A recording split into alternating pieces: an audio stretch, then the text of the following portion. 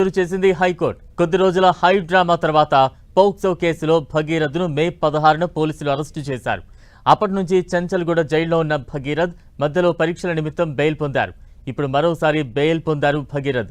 ఇక ఈ కేసు చాలా హై డ్రామా క్రియేట్ చేసింది. తన కుమార్తెపై లైంగిక దాడి, మానసిక వేధింపులకు పాల్పడినట్లు బండి భగీరథ్పై బాధితురాలి తల్లి పేట్ బషీరాబాద్ పోలీస్ స్టేషన్లో ఫిర్యాదు చేశారు.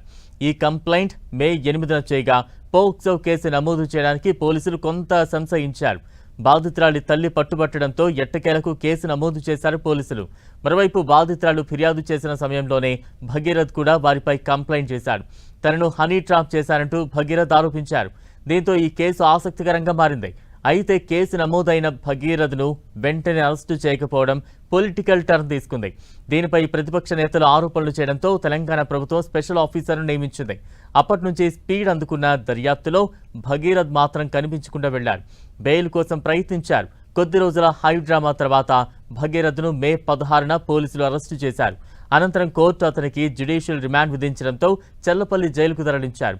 విచారణలో భాగంగా మే 26న 3 రోజులు పోలీసుల కస్టడీకి మల్కాజ్గిరి కోర్టు అనుమతించింది. ఆ మరుసటి రోజు మొయినాబాద్లోని ఆరంజా హౌస్కు భగీరథ్ను తీసుకువెళ్లి క్రైమ్ సీన్ రీక్రియేషన్ చేశారు సిట్ అధికారులు.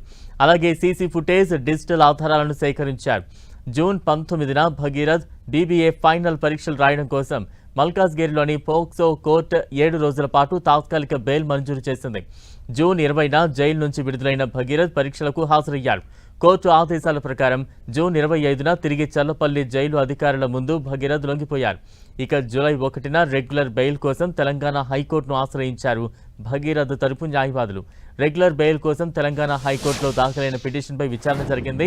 ఈ కేసులో బాధితురాలి తల్లికి నోటీసులు జారీ చేస్తూ విచారణను వాయిదా వేసింది హైకోర్టు. జూలై 3న బెయిల్ పిటిషన్పై ఇరు వర్గాల మధ్య వాదనలు మొదలయ్యాయి. జూలై 6న హైకోర్టులో భగీరథ్ రెగ్యులర్ బెయిల్ పిటిషన్పై ఇరుపక్షాల వాదనలు పూర్తయ్యాయి.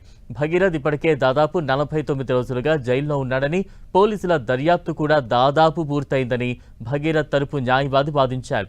ప్రభుత్వ న్యాయవాది బెయిల్ను వ్యతిరేకించగా హైకోర్టు తీర్పును రిజర్వ్ చేసింది.